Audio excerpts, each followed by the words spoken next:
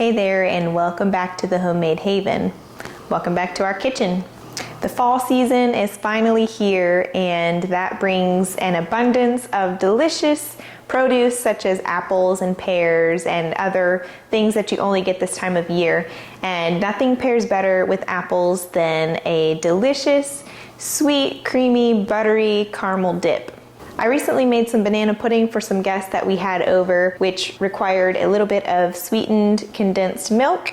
And I don't typically keep this on hand for most things because we don't do a lot of sweets and desserts and that type of thing. But I have almost a full can of this left over and was trying to find some kind of recipe to use it for. Once I came across recipes for dipping caramel, I thought that was perfect because we're moving right into the fall season. We actually just got about 6 pounds of apples because they are going on sale now because they're in season. So I thought today we'd whip up some of this caramel and cut up some apples and have us a delicious fall treat. So what we're gonna need for this recipe is butter, sweetened condensed milk, vanilla extract, a little bit of water, and the original recipe calls for brown sugar, but I have coconut sugar. It also calls for corn syrup, which I am going to substitute with some molasses. Now, substituting these items might make our caramel a little bit less sweet, which is totally fine with us. We don't really like a ton of sweet anyways, so you can make those adjustments however you want to. So if you want to stick with the original recipe, just sub those items for the original ingredient and it should turn out great. We're also gonna need a small saucepan to make everything with. And I like to use like the silicone spatulas for making stuff that is going to be especially sticky and hard to get off of your other utensils. So let's get started. The original recipe calls for 1 full stick of butter. Since I don't have a full 14-ounce can of sweetened condensed milk, I'm gonna do a little bit less of everything in my recipe so that the ratios are a little closer to the original recipe. So I'm gonna take probably about a tablespoon, maybe a tablespoon and a half off of this butter.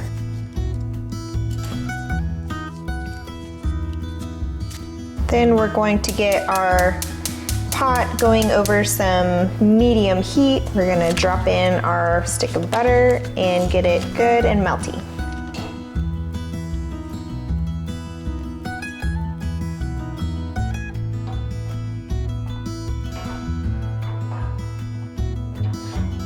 Now that our butter is good and melty, we're gonna add in all the rest of the ingredients and stir it until it gets good and smooth. So first we're gonna add in our coconut sugar. Again, the original recipe calls for brown sugar and they call for 2 cups of it.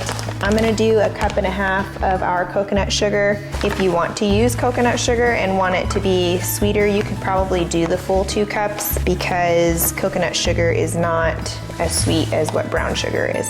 So I'm gonna do 1.5 cups.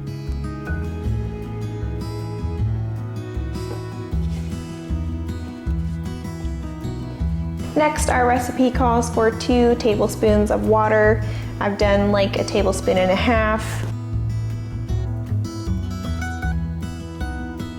And a teaspoon of vanilla extract. I usually don't measure my vanilla extract because, I mean, can you have too much vanilla? And you want to make sure that you are constantly stirring because as with cooking any kind of sugary substance, it can burn very easily and stick to your pot. So after every ingredient you add in, just give it a good mix, make sure nothing's sticking to the bottom of the pot. And once all the ingredients are in, you're going to want to make sure that you are constantly stirring so that, again, it doesn't scorch or mess up your pot. Okay, now we're ready to add our sweetened condensed milk, and like I said, I almost have a full 14-ounce can here. The recipe does call for a 14-ounce can.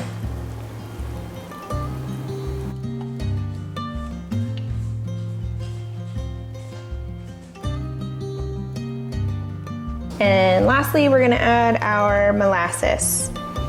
And again, the original recipe called for corn syrup, but we don't use corn syrup in our house, and I had this really lovely locally made molasses, so it calls for a full cup. I did about 3/4 cup.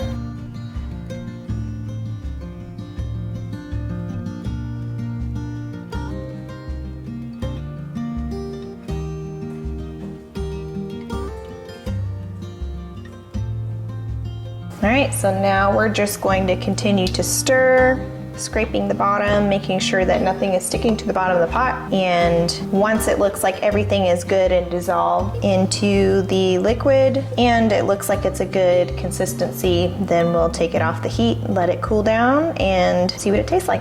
It does smell amazing. If nothing else, it is a great fall scent for your house. Hopefully it's more than that.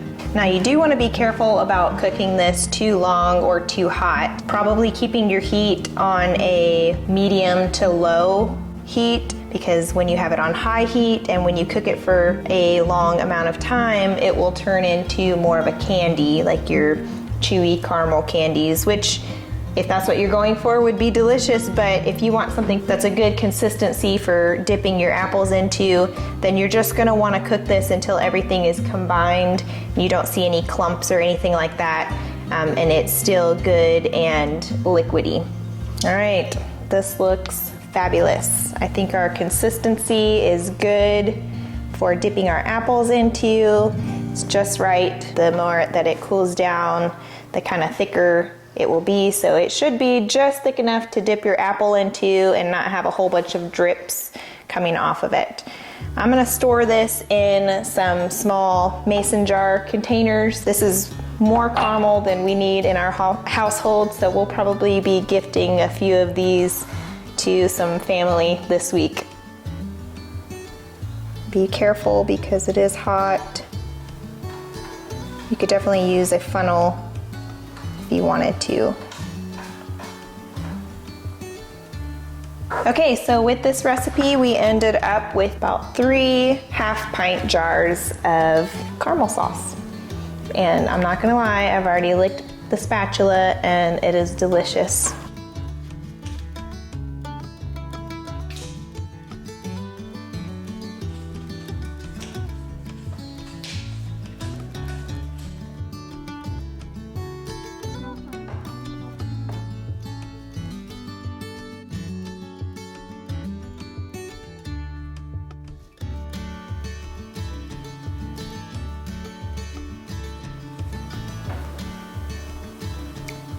I think that's just about perfect as far as consistency goes.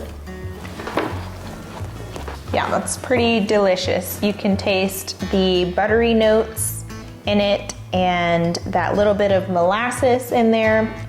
I love the flavor of butter and molasses together. It reminds me of my childhood. This is awesome. I'm not sure how long this will last as far as like expiration dates or anything. We're gonna store it in the refrigerator because there are no preservatives or anything. I would imagine that it would last quite a while. My personal guess is maybe like 2 months or so, because it is so full of sugar that kind of acts like a natural preservative. I'm not sure if it will literally last for 2 months in our house, because this tastes really good.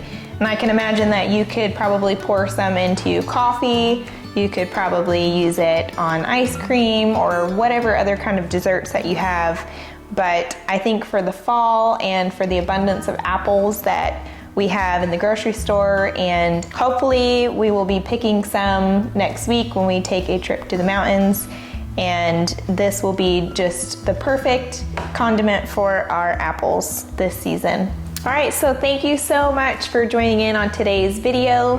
I hope that you guys learned how to make some delicious apple dipping caramel at home yourself to enjoy this fall season. If you do make this recipe, please let me know in the comments below what you think about it, if there's anything that you would change. I hope that if you do make it, that you enjoy it as much as we did. Once again, we appreciate you guys tuning into our videos. If you enjoyed this video, please give us a thumbs up, share it with your friends, subscribe to the channel, and we will see you guys on the next video. Bye.